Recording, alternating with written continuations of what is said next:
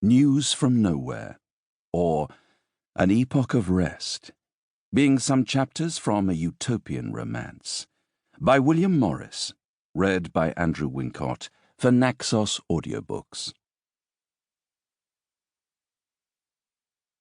Chapter 1.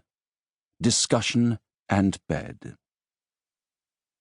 Up at the League, says a friend, there had been one night a brisk conversational discussion as to what would happen on the morrow of the revolution, finally shading off into a vigorous statement by various friends of their views on the future of the fully developed new society.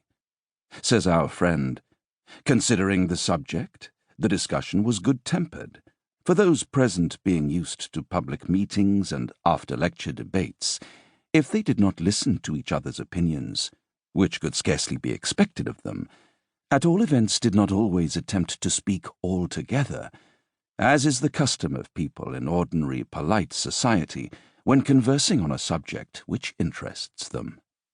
For the rest, there were 6 persons present, and consequently 6 sections of the party were represented, 4 of which had strong but divergent anarchist opinions. One of the sections, says our friend, a man whom he knows very well indeed, sat almost silent at the beginning of the discussion, but at last got drawn into it, and finished by roaring out very loud and damning all the rest for fools. After which befell a period of noise, and then a lull, during which the aforesaid section, having said good night very amicably, took his way home by himself to a western suburb, using the means of travelling which civilization has forced upon us like a habit.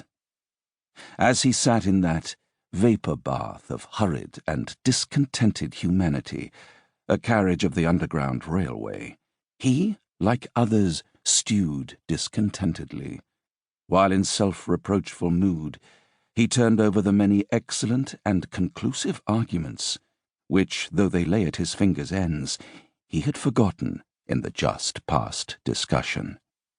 But this frame of mind he was so used to that it didn't last him long, and after a brief discomfort, caused by disgust with himself for having lost his temper, which he was also well used to, he found himself musing on the subject matter of discussion, but still discontentedly and unhappily.